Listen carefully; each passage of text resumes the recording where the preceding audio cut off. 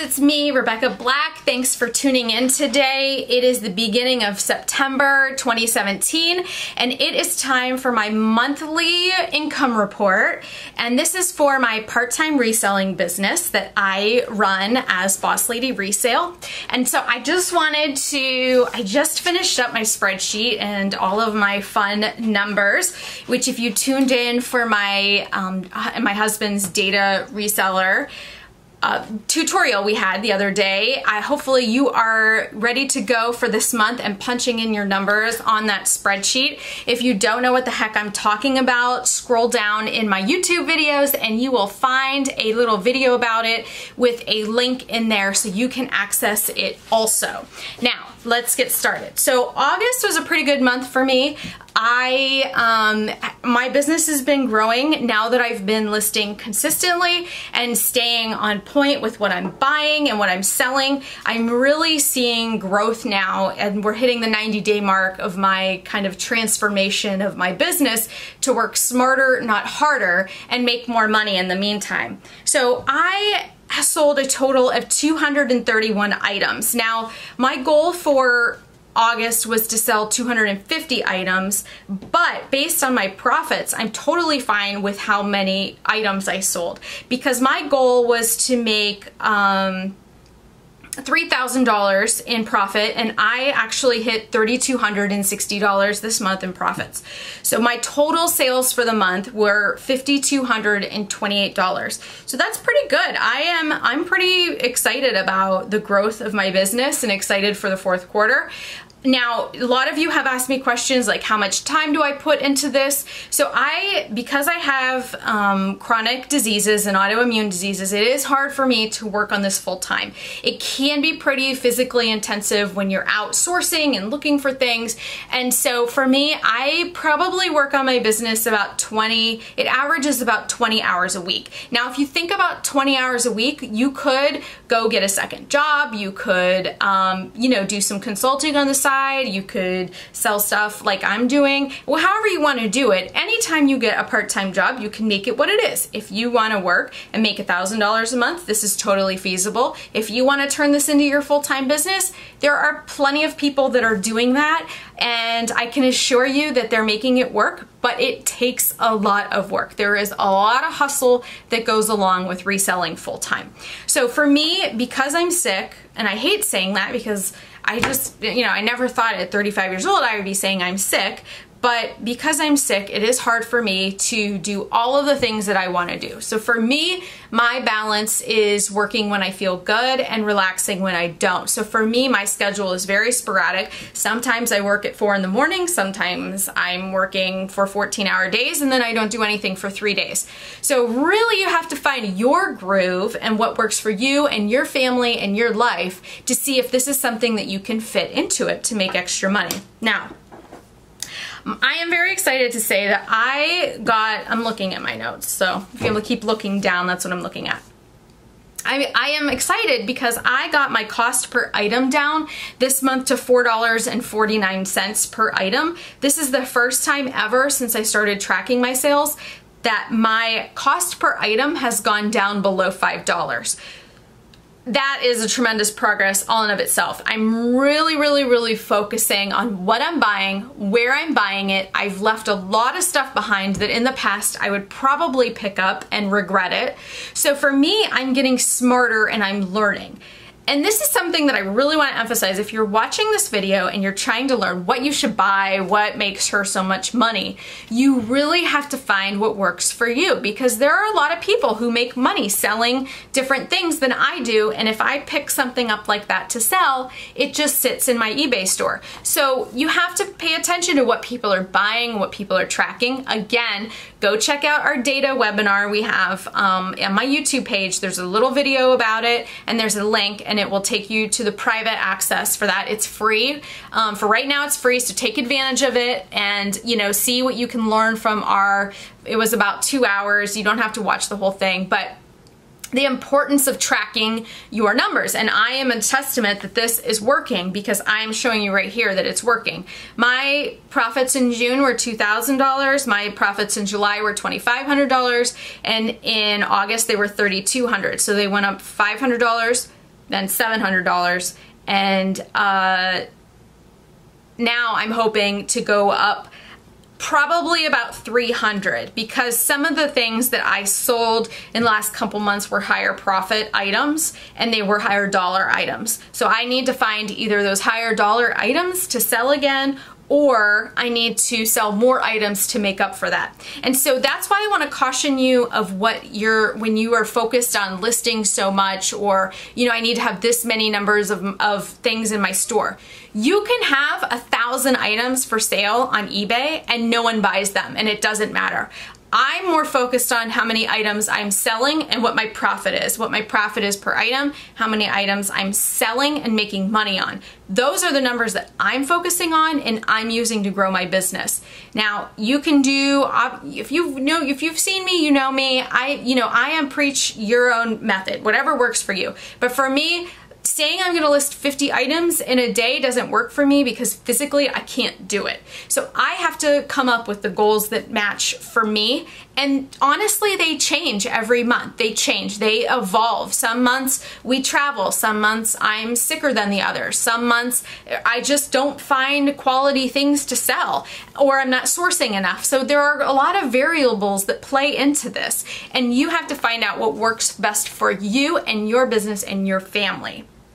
Now, I do cross post on several different sites, and I'm going to do a follow-up video to this in September that will kind of give you an idea of how I manage all of these sites and the listings on all of them and what my order is. But for right now, I sold, like I said, I sold 231 items total. On eBay, it was 152 items. Tradesy, I sold 1 item. Grailed is 2, and Poshmark was 76. Now, I did open a separate Poshmark closet for just men's stuff. So I put it as Boss Man Resale, and that's gonna be Aaron's closet. So primarily, a lot of it is just stuff from his closet that we're reselling. And I thought it would be a nice change to not have the men's stuff intermixed with mine. The only problem with that on Poshmark is I don't have a lot of followers, I don't have a lot of shares and all that stuff. So I'm slowly trying to transition. We made a couple sales on his site. So if you're wondering how long it takes to get sales, I have sold 3 things through that store, and I just started it about a month ago. So it does take a couple weeks to get up and get running. But if you're selling people things or selling things that people are looking for, it shouldn't take you that long to get started. My biggest loss for August was a Polar heart rate monitor. I bought a bunch of these heart rate monitors. My intention truly was to go, you know, put a battery in them and resell them like that. Well, they've just been sitting here, and I just said, forget it, sell them and get rid of them. Bye. Like, bye, girl, bye. Get these out of here, because they've just been sitting around collecting dust. So I did lose some money on one of those. My biggest, and some other things I lost a couple dollars on were just old inventory, stale inventory that I never should have purchased. That was stuff from September, October, November, January. I'm just trying to get it out of my store.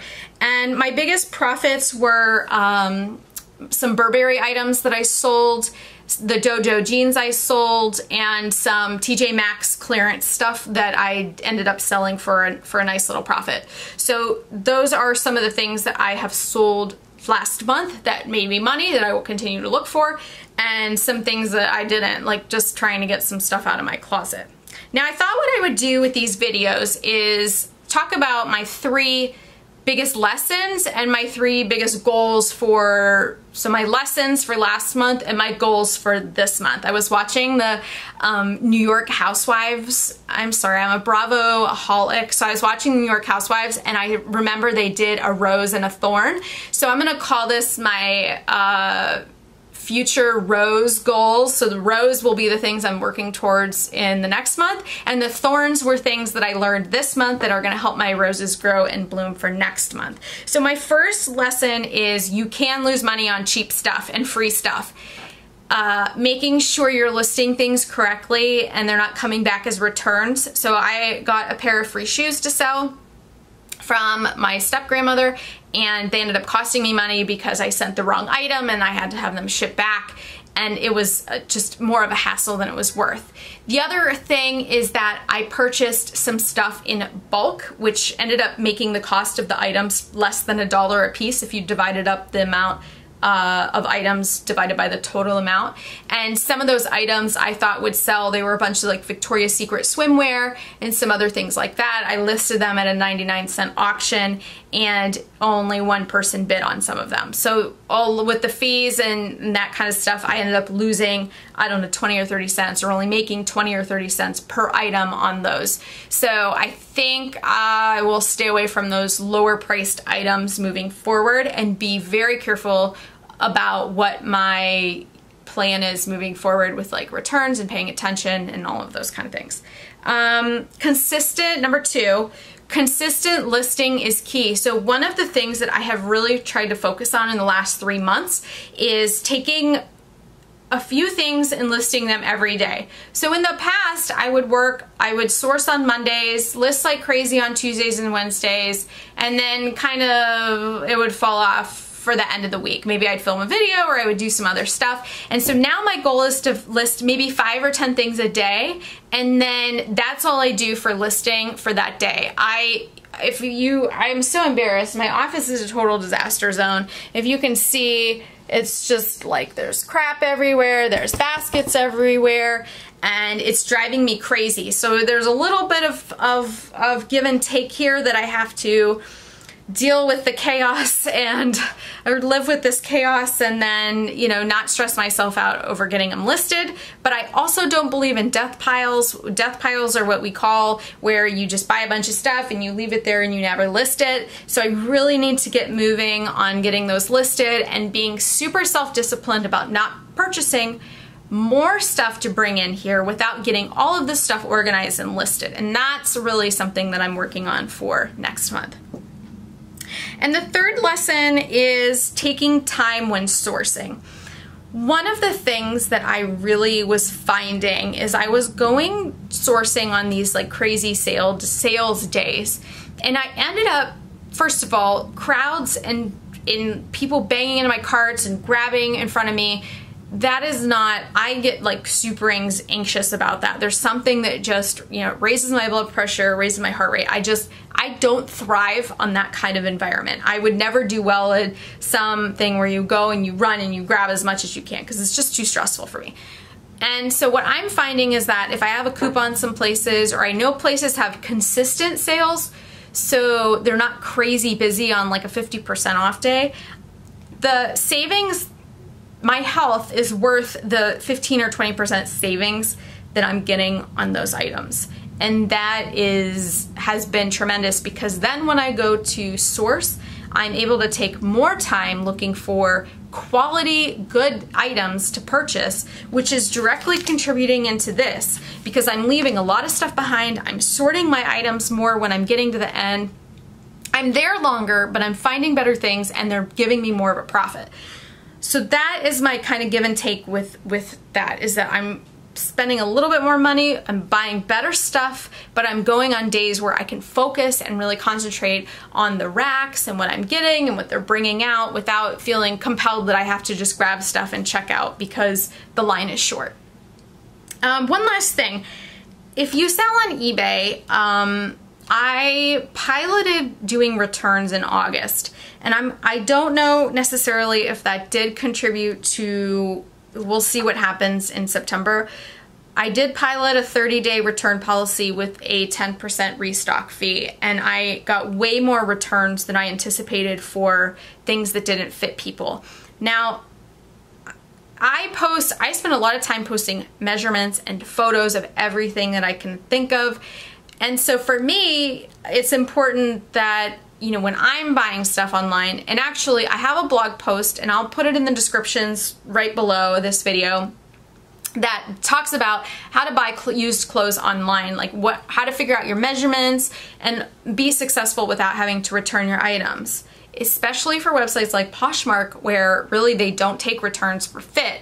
And so I think that's why a lot of the times on Poshmark, people say they were stained or there was something, you know, the item was not as described, and they try to be able to return it. Because I think that if shoppers were more aware of how to purchase used clothing online, they would be more successful and happier with their purchase. Because really, who wants to buy stuff online and it doesn't fit, regardless of if you have a return or not? And so that's why I really spent some time doing this blog post to focus on really being able to buy these items with a, you know, what do I want to say? An idea of success, to say, okay, these are my measurements, this is how I measure against this, these are the questions I need to ask, and this is how I'm going to be successful. So I actually have now taken the returns off this month. I'm going to test that and see what happens, see if I can keep that number of sales up. So far, September has been good to me, and I'm hoping that it just continues. Now we're going into the fourth quarter with Christmas and the holidays, and fall is here and people are back to school and back to their routines. So I'm hoping that it will continue, the momentum will continue into the fall. 3 goals before I go. My goal, like I said, my goal profit-wise for September is $3,500. Get my cost per item down below $4. I'm not sure how close, I'm not sure if I'll be able to get there next month, but I'm definitely going to try to by the end of the year. And that means, you know, like I said, getting smarter about where and what I purchase. And finally, one of the last things I'm going to do for next month is get rid of a lot of my old inventory. Ugh, I have so much, not really so much, I shouldn't say that.